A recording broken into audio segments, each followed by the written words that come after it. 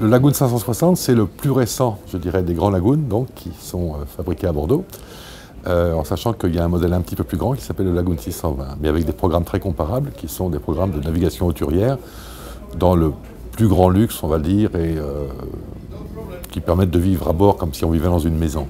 Alors, on va dire qu'il y a des choses un petit peu spécifiques chez Lagoon, qu'on retrouve presque sur tous les modèles, mais qui font un petit peu la différence par rapport à nos collègues.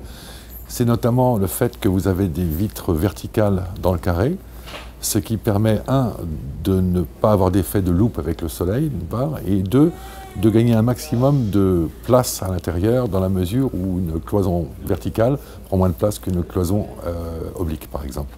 Ça, c'est une des choses. La deuxième chose, c'est que chez Lagoon, on s'oriente beaucoup vers le confort en mer, c'est-à-dire que le confort en mer, c'est pas mal de volume dans les coques, de façon à pouvoir naviguer même quand on est très chargé.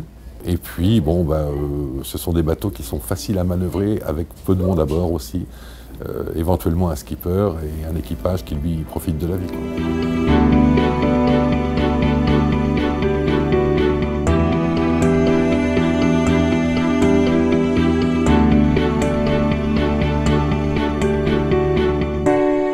Je pense que techniquement, il n'y a pas de révolution, il y a un savoir-faire. Il y a des évolutions, bien sûr.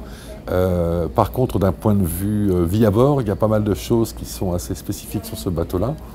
Notamment le fait que vous avez une cabine, bien sûr, de propriétaire qui est grande, avec son salon, avec sa salle d'eau, etc., etc. Mais aussi une cabine d'invité qui est elle-même aussi complètement indépendante. C'est-à-dire que le propriétaire et l'invité principal ont accès à l'extérieur directement sans passer par le carré.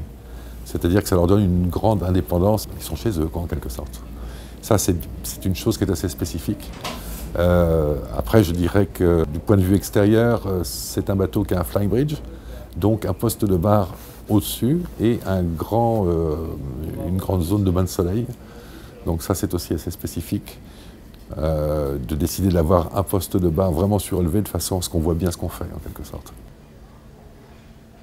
Ce sont des bateaux qui sont conçus pour avoir soit 4 cabines doubles, soit 4 cabines doubles et une cabine, je dirais, un petit peu d'équipage avec 2 couchettes superposées.